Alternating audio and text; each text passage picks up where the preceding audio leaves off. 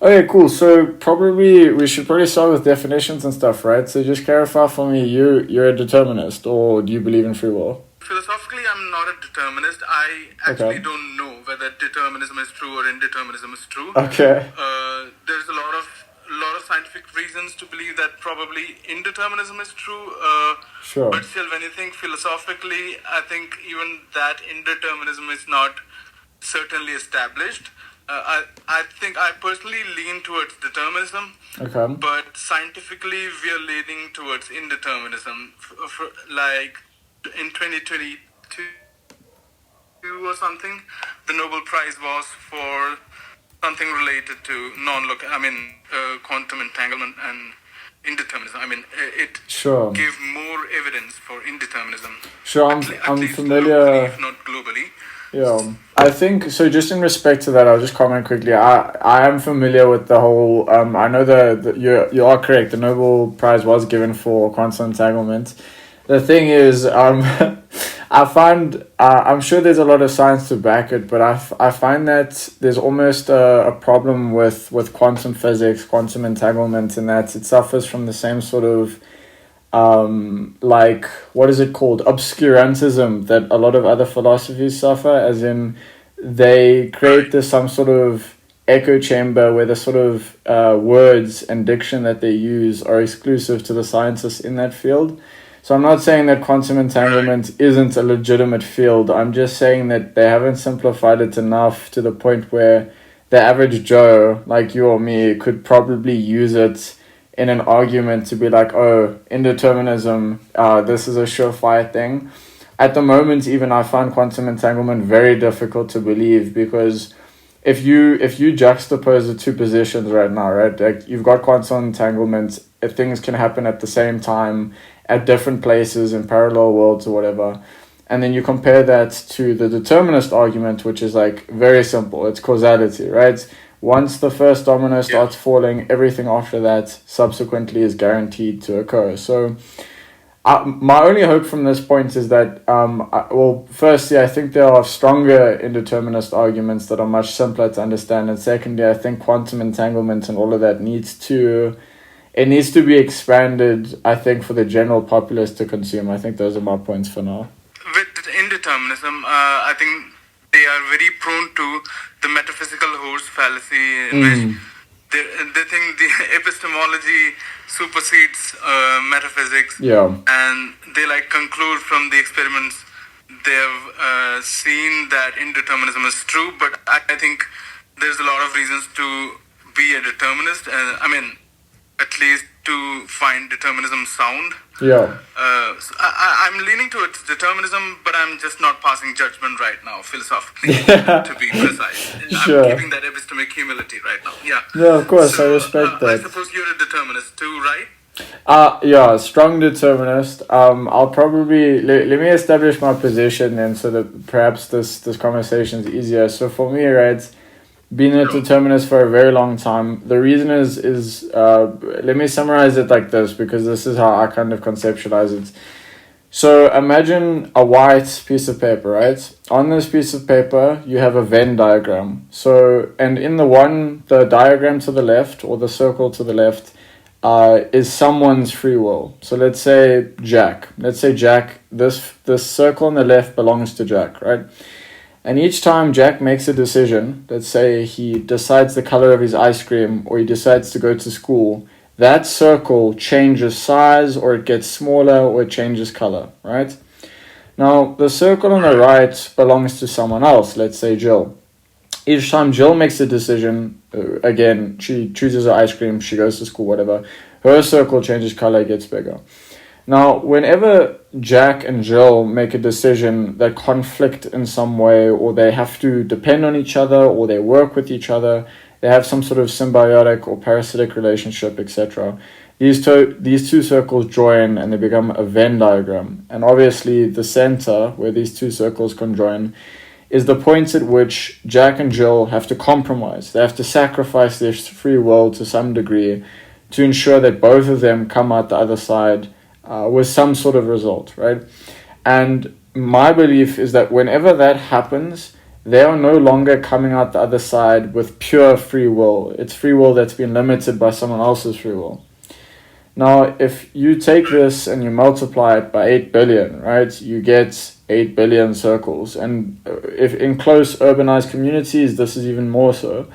Now, I argue that there's partial free will, like I've just explained, where Jack and Jill have partial free will. But I think when you have so many people like we do right now, you get instances where we take someone named Joe, who's born between all of these circles, and there's not even enough space for him to create a tiny little circle for him to actualize his decisions. And so people are born where they have no free will, absolutely no free will. Every decision they make is determined by someone else's bubble of free will. And so to me, that's kind of like determinism in a shell, at least from my perspective.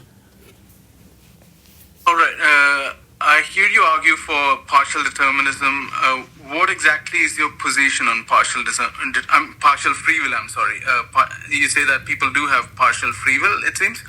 Yeah. What exactly is that partial free will? What is it free from? And could you explain that? Sure, no stress. So I would say there's two categories of partial free will. The first is that I think insignificant decisions, like how I mentioned earlier, there's a unique distinction between deciding what color ice cream you're going to have and secondly deciding to go to school. Those two decisions are significantly varied in how much they affect your life. To me, partial free will is those minor decisions that wouldn't impact anyone else and you're still able to make them. So if you choose your color ice cream, it's very likely that you're not going to grow your circle enough to actually affect anyone else. And so you get varying degrees where, like, if someone is really, like, has a lot of money, for example, they're a principal of a school, it's way more likely that the decisions they make are going to have a significantly bigger circle and affect significantly more people than someone who's like a 3-year-old child and they're deciding to give their toy away, for example. And so when I say partial free will, I would think of it as like a slider that changes depending on how big someone can make their circle. And so I would say that I don't think anyone can have 100% free will. I think they could get to maybe 99.9 depending on their circumstances. But everyone is limited by something. And then eventually, but I do believe people have 0% free will where they can't grow their circle at all. All right. So I agree with, when you expand your circle, you agree with me that free will doesn't exist. So we agree on the most part for like 90% of the part we agree. Let's just focus on the part we don't agree. All right. Sure. So what my contention is that even the partial free will doesn't exist. I don't understand what it is free from. Sure. Like, is it free from it can't be free from internal impediments, for example. Okay. Like, you are bounded by your genes, your parents, your upbringing, your environment, your surroundings, your culture, tradition which you're born in, everything, friend circles, and all that thing determines what you will do at a particular moment. So, for example, like choosing an ice cream, vanilla or strawberry, you have your internal impediments, your genes, and your neuropsychology and neurophysiology, which totally kind of determine which ice cream you like, right? Yeah. So you did not choose which ice cream you find tasty. Okay, you want an ice cream, but you can do what you want. Like, you can take that vanilla ice cream, but you can't want what you want. Like Schopenhauer said, you can do what you will, but you can't will what you will. Okay. You did not choose your wills. You did not choose your wants. Like, did you choose that you be a person who likes vanilla ice cream? You did not choose that, right? You're just finding yourself as the person who likes vanilla ice cream or chocolate ice cream. Sure. You're not making a choice there. You just find yourself that way, right? So let me. I wanna. Those partial free will decisions. That partial free will itself is determined by factors that you did not control. So that's my argument here. Sure. So let me Even just. partial free will doesn't exist. Yeah. So Sure. let me just Go ahead. divide this into two stages. First, let me just clarify that I'm understanding correctly. So you're pointing out the flaw in what I've just said by saying that even partial free will isn't really real because we have internal influences that existed prior that we didn't have control over that now influence choosing the ice cream. That's correct, right? Exactly. Okay, cool. Then secondly, my question to you is, right, and I'll just counter your quote quickly, Schopenhauer's quote with "Do what thou wilt shall be the whole of the law" is going to be my quote for this subsequent argument. My question to you is, do you think that even if there's subconscious influences like television, right? Like 2 weeks ago you saw a McDonald's ad, 2 weeks after you decided to buy McDonald's.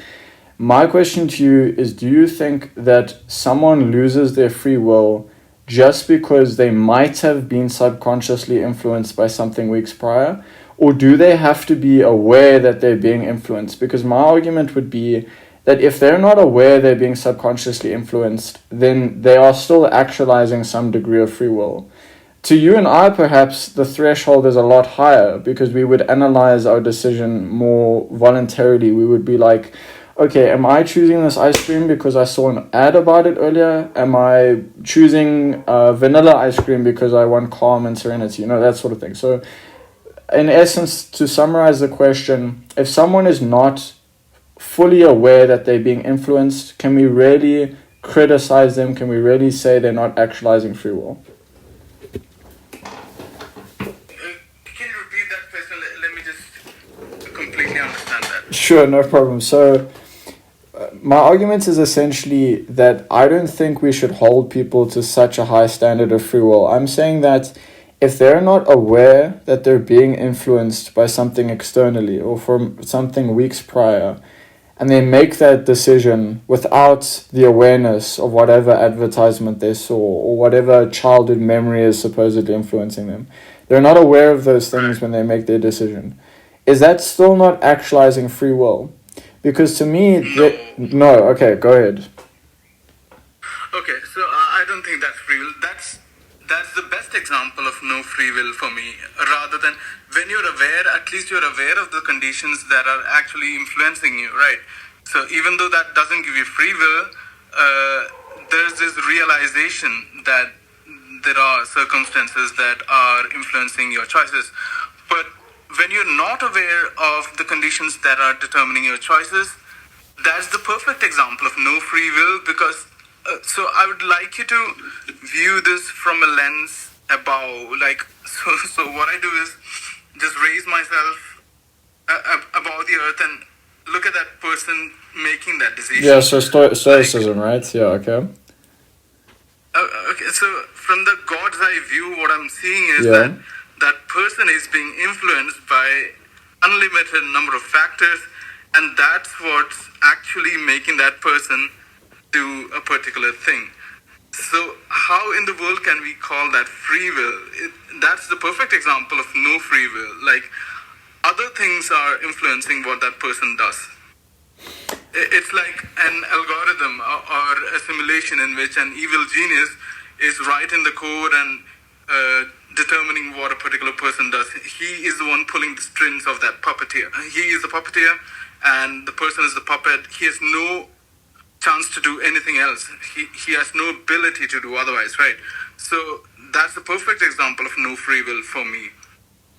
Okay. I don't see where you can find free will there. Yeah. So I can't let me say this. So I think the God's eye view argument, right, at least from what I remember, was put forward by the Stoics first, right, like Seneca and Marcus Aurelius and whatnot. And I think the problem with that argument is that you can invert it, right? If I say, let's do the God's eye view, and I zoom out and I say, okay, I'm being influenced by all of these external factors, as an argument of like determinism, are you not to a degree escaping that bubble? Like you're taking cognizance of all of these things that are influencing you. You're aware of them now, and now you decide to take a particular action with the awareness of these external influences that you probably would not have taken if you were not aware of those external influences. And so is that not, like, when you do this God's eye view exercise, are you not escaping this deterministic causality to a degree? Not at all, because in both cases you are in the illusion of free will. Like in the case of partial free will, that you say that person is in an illusion that he is under control. Like he is the one completely causally determining his choices, right? But he is in illusion. He is in an illusion that he's under control, but he's actually not. There are various factors that are actually at play that he's not aware of. So that's a good example of no free will.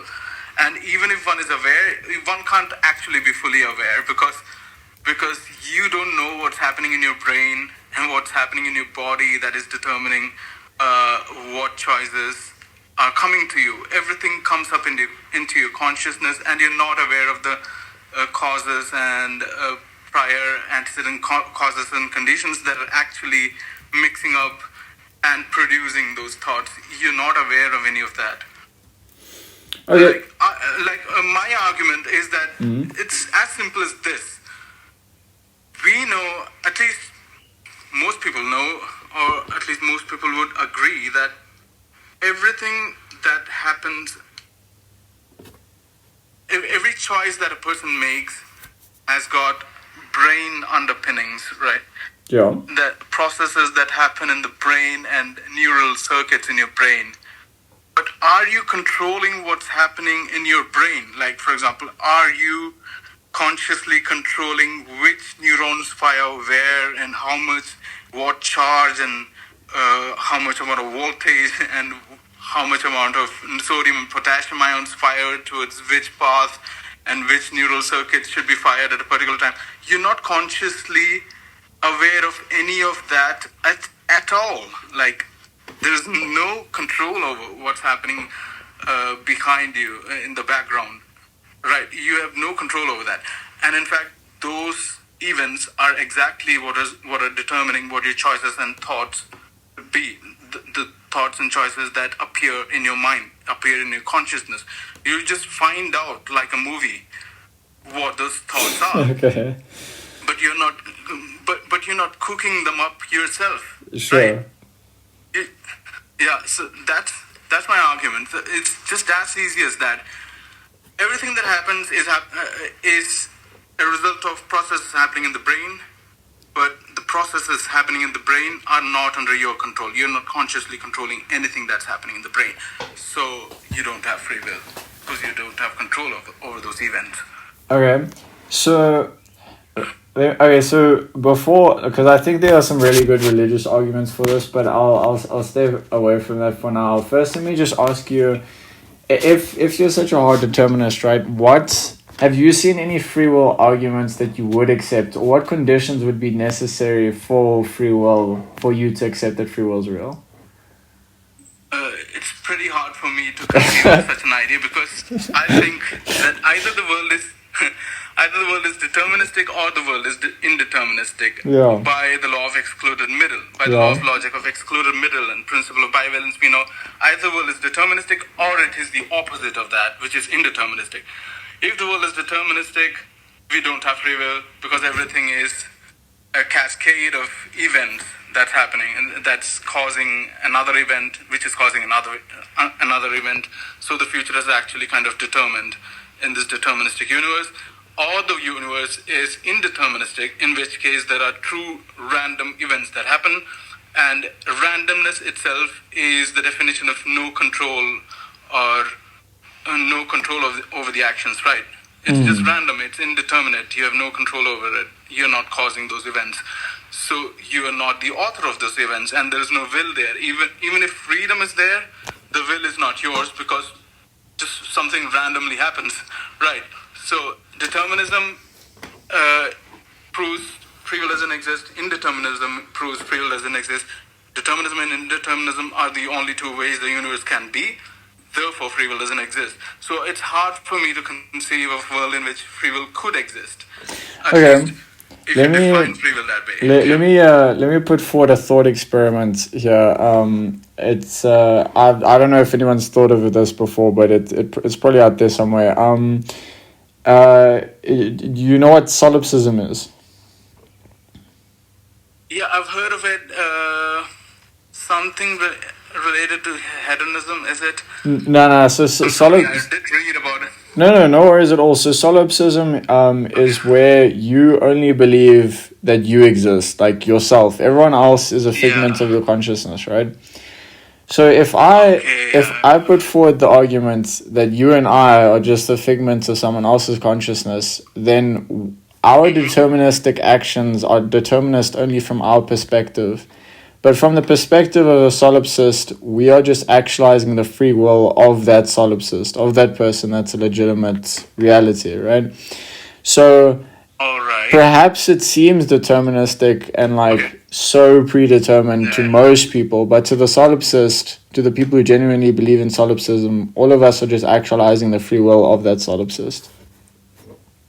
Yeah, that's a good possibility, and yeah, I agree that if that's what's happening, it's kind of a simulation or something, right? So in a simulation argument, yeah, the simulator kind of has free will, but still the individual actuated individual, like for example me and you, they still don't have free will. Won't you agree? They don't have free will. Yeah. Even though the simulator has free will. Sure. But yeah, we don't know. But what are the probabilities of that being the case with our scientific understanding right now? Not much, right? I don't think. But yeah, I agree that there are some fringe ideas that could be the case that we don't have any evidence to prove or disprove, which could be the case, I agree. But according to our scientific understanding today, I think it's a perfectly reasonable position to not believe in free will. Oh yeah, for sure. Even in that example, I'm not. Even in that example, like you agreed that those individuals themselves don't have free will. So that's what we should be caring about right now. To develop a criminal justice system, or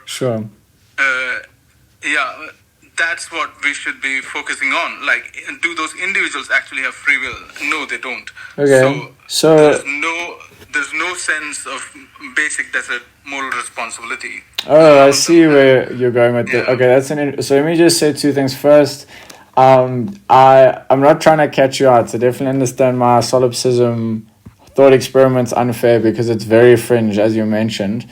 I'm trying to point out that when you have an extremely high threshold for determinism or any philosophical argument in general, you kind of leave yourself vulnerable to these fringe cases, right? Like a random thought experiment that's probably, like, statistically, solipsism's probably not real, but it's still funny to use, right? But yeah, I definitely agree. Unfair example, determinism probably is, like, I think there's good free will arguments, but for the most part, determinism's I think it's equally strong. But to get to the heart of what you've mentioned now, which I think is probably going to be the crux of this conversation, is assuming free will doesn't exist, how do we establish moral responsibility? That's your question, right? Right. Kind of. Yeah, I don't think moral responsibility exists as such. Oh, really? Okay, I'm curious. In at least a retributive sense, in a backward-looking sense, that guy was responsible for his actions, therefore he deserves some punishment in at least the same amount or more than that. Like, that certainly doesn't exist. Okay. But what the kind of moral responsibility that exists is a forward-looking moral responsibility in which we hold people accountable, says that we improve those people and the society. Restorative justice, right? Restorative justice, yeah. Forward-looking, like, no retribution, revenge, indignation, like, you could have done otherwise, but you didn't, so you deserve this punishment. Nothing like that. Just improving that person, just giving that person moral education and confining them, public health, quarantine, moral kind of treatment to them, and improving that person and improving their lives. That kind of moral responsibility we can assume to exist, like, keeping them in confinement but not hating them for whatever they did, because nobody has free will. Yeah, that's the kind of moral responsibility I endorse. So I'm And curious on this, if yeah, because again we're assuming that determinism is real, which I'm fine with, to investigate whether retributive restorative justice, right?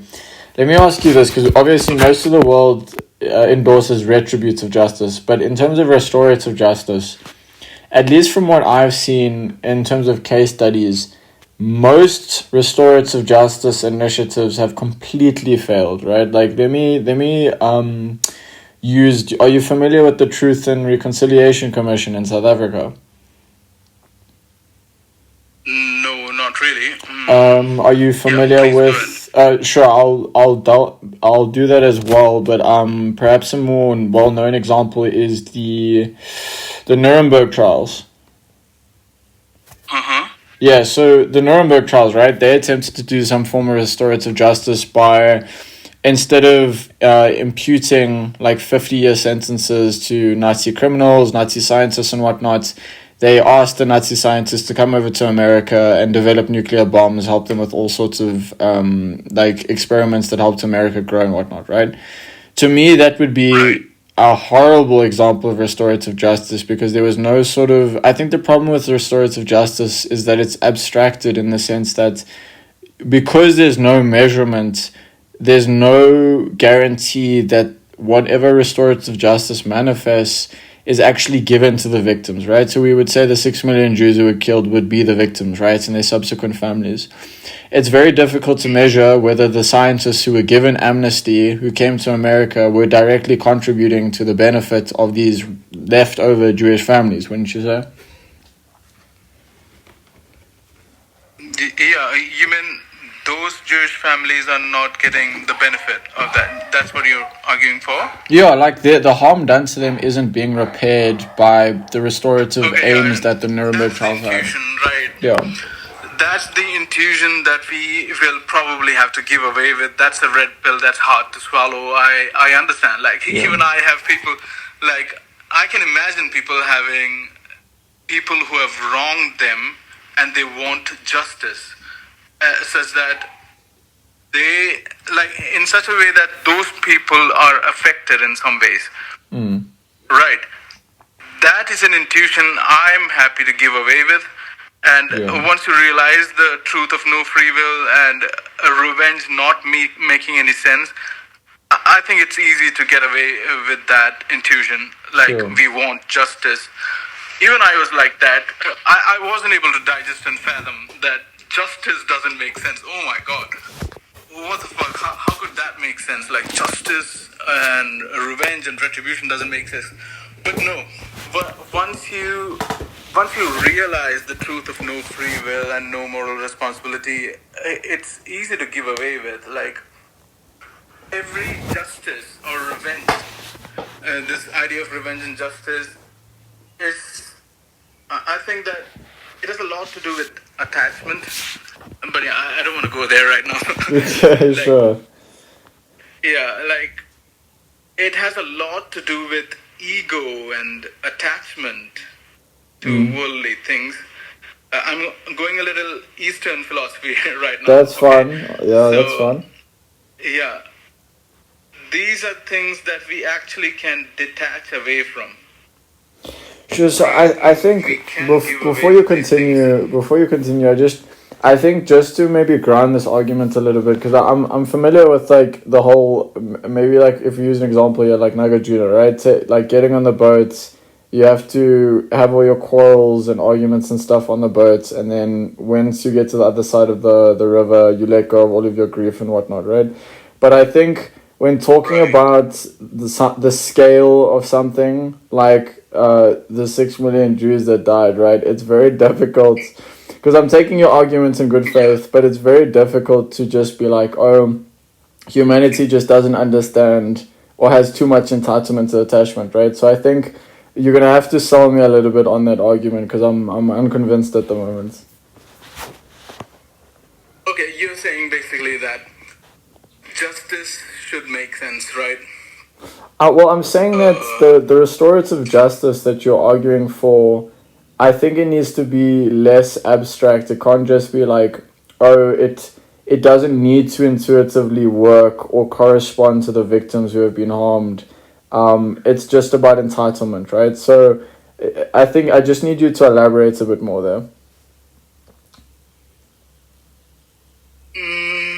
Okay, let me think. No worries. Okay, so are you still desiring for a corresponding thing? Like, the ones who wronged, something should go exactly from them the ones who wronged, something should go exactly from them to the ones who were wronged. Well, I think that's how restorative justice works, right? So unless your definition's different. Like, retributive justice is obviously revenge. We give them a harsh criminal sentence. Restorative is where we help the victims. We don't focus so much on punishing the criminals. We help the victims, right? So I'm just saying, in respect of the Nuremberg trials, I don't think restorative justice, like, because I'm giving you an example, because you advocate for restorative justice, right? And I'm giving you an example of where restorative justice failed. And I'm saying that the Nuremberg trials didn't help the victims. In fact, I feel like the criminals got off almost scot-free. I mean, even now we're still having Jewish families trying to claim for pieces of land in Germany, like in land claims courts and stuff. Like, they're still trying to do that many years later. Okay, so it goes from individual justice intuition to a systemized governmental kind of thing. Okay. Like, so the governments and constitutions should be the ones who decide. Let's say the Nuremberg trials. Right, so individual justice would still not make sense, but there could be something done from the institutions like governments to give restorative justice to the ones who were the victims. But right now, I'm not well read on a lot of that. Like, that's fine, don't stress. Yet to read. Yeah, you don't need to have an answer for everything, curiosity, don't stress. This philosophy, man, it's all good. Right, so there are philosophers like Dirk Perboom and Greg Caruso who have written a few books like on restorative justice and argument against basic desert moral responsibility and how to build a society with no free will. Okay. So these books, I'm sure these books do have some good answers to those. Yeah. I'm yet to read those. It's always like, if I was to tell you, you must go read the Bible, there's some good free will arguments in there. I'm just kidding though. But Phil, are you a Christian? But you see the problem, curiosity. I don't believe in free will, right? So this is a constant like dichotomy for me where I have to debate this stuff, you know? Yeah. I understand. You're just one level different from me in that you're not able to make, intuitive sense of no retributive justice or no justice at all, right? Yeah, pretty much. I've kind of given away with that. Yeah. I understand that restorative justice makes sense, but I just don't think that it should be corresponding. Like, okay. Who are wrong should be negatively affected. I don't necessarily think that way.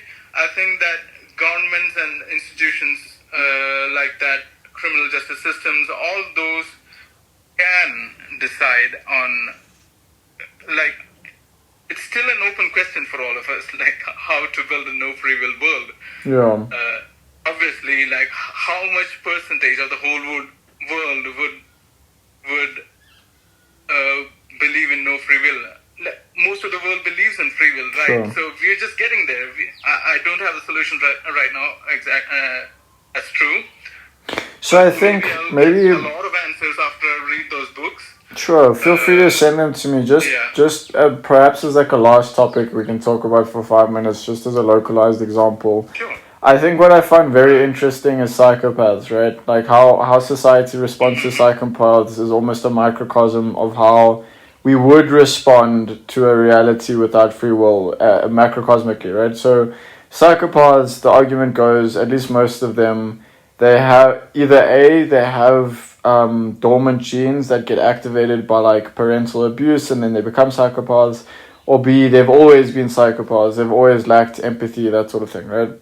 And I think whenever psychopaths like Jeffrey Dahmer, right, taken to court and whatever, they're assessed by psychologists and whatnot, it's like the court almost seems to veer away from acknowledging the fact that, yes, to a degree, this psychopath doesn't make any of the decisions. It's an instinctual impulse. They just do everything they do because of their biology, their genetics, their upbringing, that sort of thing, right? And I think a lot of courts have unfortunately just gone straight with the retributive justice route, and it's like when we actually look at their neurology and stuff, it's literally like parts of their brain light up when they do certain activities, and they genuinely don't have a choice. And the only kind of solution we've come up with at the moment is to almost like give them free will pills, quote unquote, which is really just something that like immunosuppressants that like stop those parts of their brain from activating. And I find that very strange because like if the whole world suddenly decided we don't have free will, right? Would we all just then come up with like a criminal pill that we just give to people who are criminals? You know what I mean? Like, it sounds ridiculous, but that's how we treat psychopaths.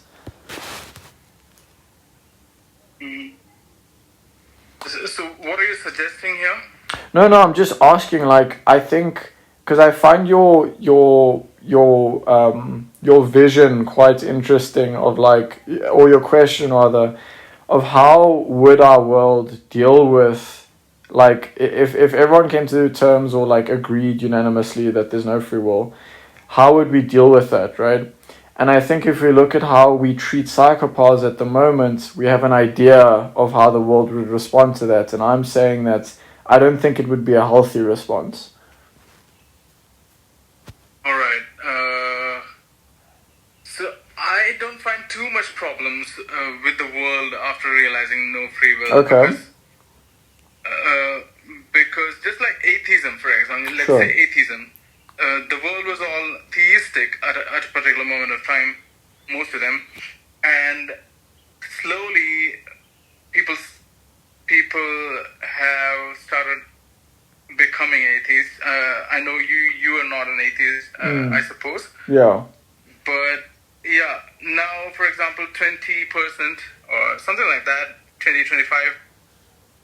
It's getting there, like 15, 20, 25% of the world are getting to at least non-religious, if not atheist, or at least agnostic, non-religious, atheist. Like, you get the point. Sure. Right. But a lot of centuries ago, that was not the case. People were actually scared what would be the consequences of an atheistic world. Okay. But an atheistic world doesn't have negative consequences.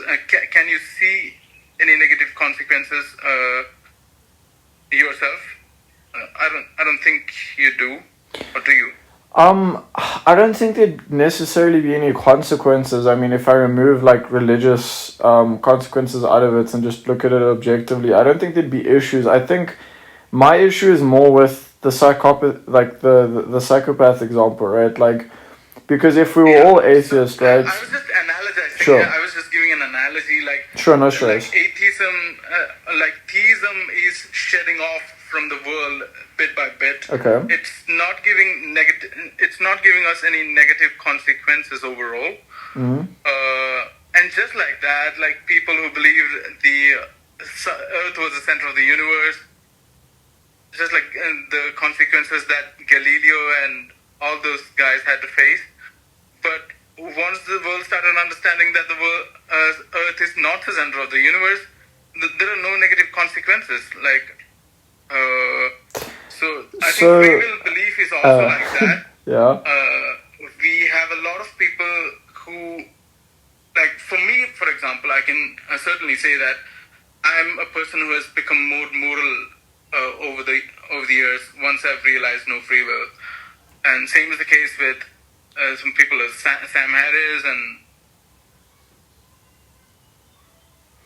So, if I may, curiosity, Yeah. I would disagree there because I think when people discovered that the world wasn't flat, I don't know what the direct correlation is. I'm not a geographer, but I'm pretty sure, like, in terms of exploration, we started venturing further and further because they weren't afraid of falling off the end of the earth, right?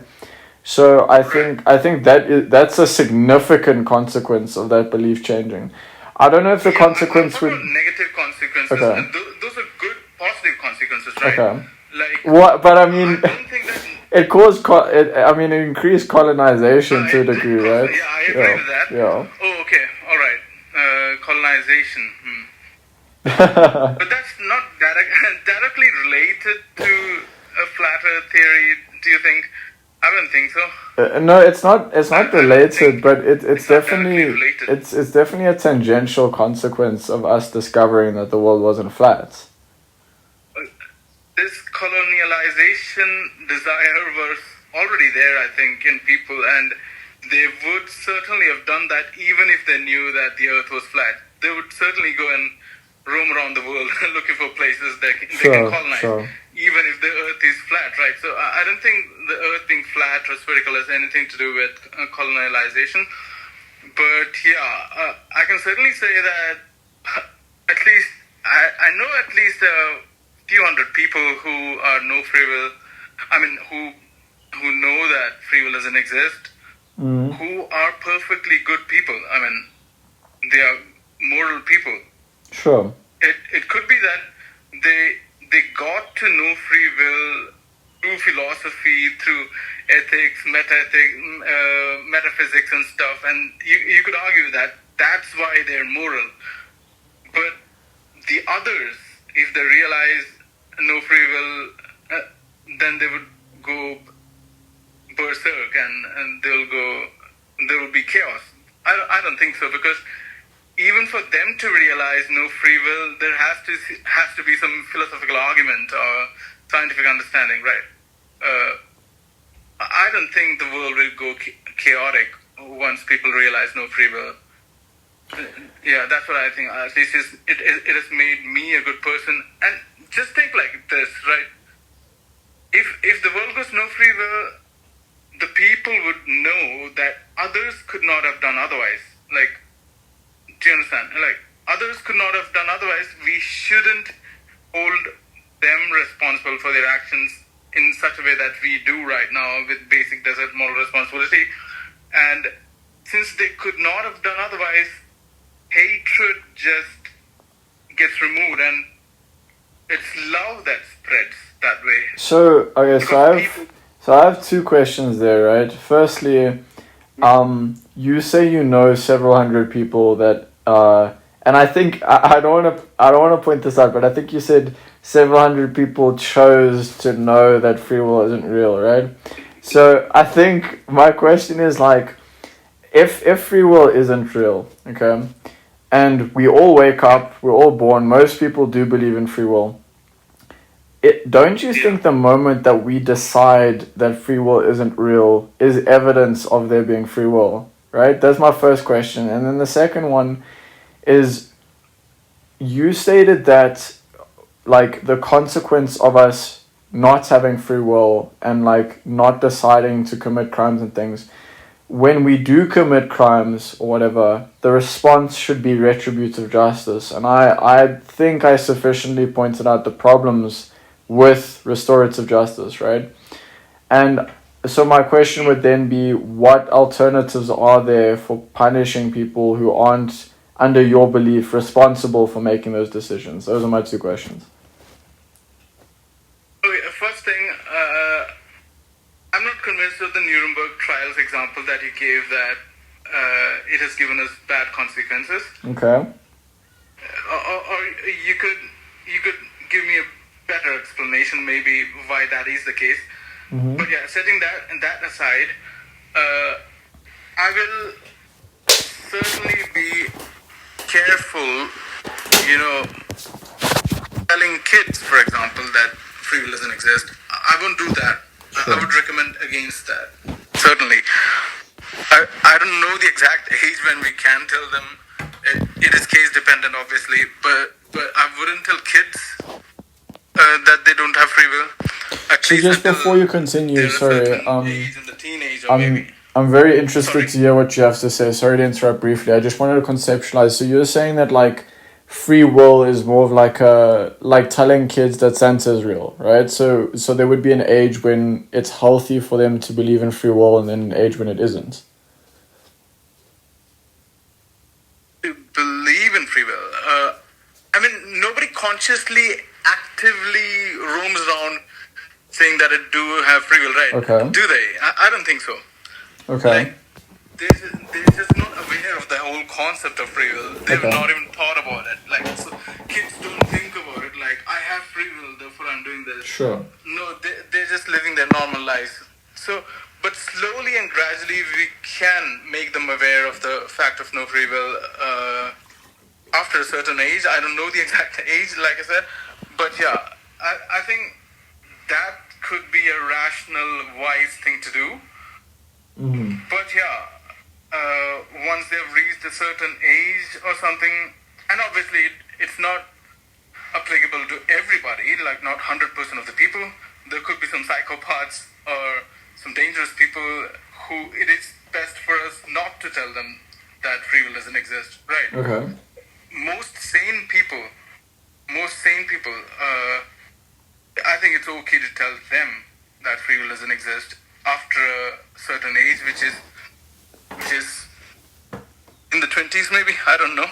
Okay. Like the cortex doesn't develop until you're 25 or something. Anyway, that's a tangential thing. But yeah, you said something interesting, like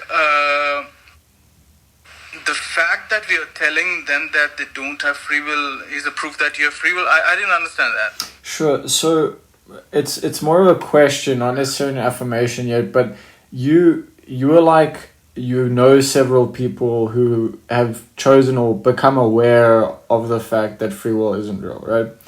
But my question is, they've not certainly chosen. Okay, so look, I make fun of determinists who say they chose to become determinists, but yeah. So anyways, right. So my question is like, maybe, but they didn't freely choose it. Yeah, sure. I'm sorry to interrupt you. No, it's all good. Don't stress. So I suppose like the question I have is like, if determinism is like this line of fate, right? Like you touch it, you eventually become aware of it. You learn a philosophy, that sort of thing, and you become aware of it, right? To me, it seems that if that was the case, if that's how it worked metaphysically, then you would be born with that awareness that every decision that you supposedly thought you made was already predetermined by your genetics or your biology, your parents or whatever. And I find it hard to believe that you suddenly read enough philosophy that you can now enter into this deterministic mindset without making a conscious decision to be like, okay, I now accept I don't believe in free will. To me, that seems like a decision. That is free will. Or would you disagree? All right. I think I get your point here. Yeah. You're kind of saying that doesn't the proposition that free will exists convincing you itself prove that you kind of have free will? Like, pretty much. You were free to... Yeah, okay, yeah. I've heard that a lot recently. So, first of all, there's an assumption. Some people go with the assumption that shouldn't you be free to understand some concept? Absolutely not. That's just begging the question, in fact. So my explanation here is that I always like giving this example somehow. I mean, I think I'll have to have better answers to this question from now onwards. No problem. So the example that I give is that suppose you know that 1 + 1 = 2, right? Yeah. But once you understand the concept that 1 + 1 = 2, are you able to not understand it? Are you free to not understand it and rather understand that 1 + 1 = 3? Okay. Are you free for that? No, right? Okay, sure. Once you understand that 1 + 1 = 2, you are not free to understand that 1 plus 1 equals 3. You're just I forced. see. Okay, so it's like You're just forced to believe. Okay. Rationality is kind of a force. You're not free to do otherwise there as well. I see. Okay, I agree with that, and perhaps maybe the example I give you for other proponents of this is are you familiar with? I don't want to get this wrong. It was either Plato or Socrates. I can't remember, but he teaches Pythagoras to a slave boy. Are you familiar with the story? No, I'm not. Okay, so I'll explain it briefly and then feel free to read up afterwards. But I don't think he was arguing for determinism. He was arguing for ideal forms. But the example can probably be transplanted here. He basically says what you've just stated to me, right? That something can be intuitively taught as if like knowledge exists eternally, right? Like it exists in some sort of higher form that can be accessed. I think determinism is probably very similar, right? And he basically teaches the slave boy. He doesn't tell this boy that this is how the Pythagorean theorem works. He just simply draws like a bunch of lines in the sand. He explains a certain mathematical concepts, and the boy intuitively, who's never had any education before, figures out how to use this theorem, right? And he uses that as an example to basically affirm what you've just explained to me, which I actually think is convincing. Like, I agree with that. That's fair. Right. Like once you're convinced by the facts that surround Earth not being flat and Earth rather being spherical, you're just convinced by it. We can't get you out of it unless there are other facts that actually convince you otherwise. And once you've understood that, at that time, you're not free not to understand that. It's just like that. So it works with every argument there is, every fact there is, be it maths, be it science, or whatever. That's how it is. Reasoning, we are just slaves to reasons. True. Like, reasons make us slaves to themselves. We are not free. Logic is ingrained in us, right? At least most of us. Sure. Logic is ingrained in us. To be convinced of facts is ingrained in us. We are not free to do otherwise. So, yeah, that's the thing with rationality as well as science. We are not free to do otherwise. So that's certainly not an example of free will either.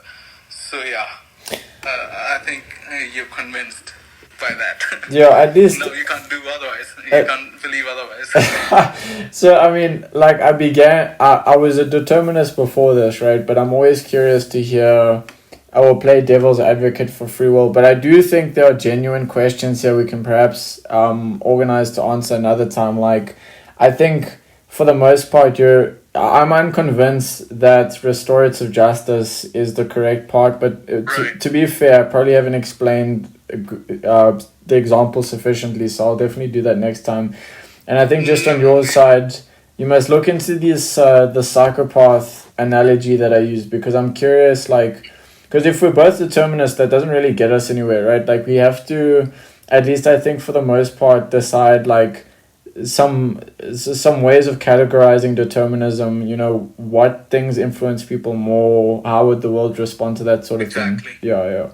So, but otherwise, yeah, we can definitely save that for another time. I'm keen to do it, but yeah, Sure. I think this was good, man. I love this conversation. Yeah. I'm glad you did. I enjoyed it as well. Yeah. Let me. So, an anecdote. Sure. So I was just chilling around with a friend, and there was another friend of his. He's kind of a psychopath, I think. Okay, sure. So I was a bit careful, all right. Yeah. So this guy had a tool hidden somewhere. Okay. All right. It was a sickle or something, hammer or something. I remember. Okay. So this guy's got a certificate about his pathology, right? Okay. Yeah, what do you call it? Insanity certificate or something. Oh, okay. So you know what he says? He says, "Dude, you know what? I've got this certificate, and no matter what I do, I'll be saved with the certificate. So better be careful." Yes. That kind of swept away the world from under my feet. Like, I was like, whoa, how do you deal with this one now? Yeah. Like, I know free will doesn't exist, moral responsibility doesn't exist, but what about this case? Like, how do you treat these guys? So there are obviously questions that I don't have answers to right now. Sure. Neither other human beings do. But Yeah, we should be able to solve those. We should be able to come up with answers to those. That's definitely an interest. Yeah, thanks for that. That's probably I'm gonna read into, because that's, I mean, the insanity plea is used often actually to absolve moral responsibilities. So fair enough. Yeah, I'm gonna look into Right. that.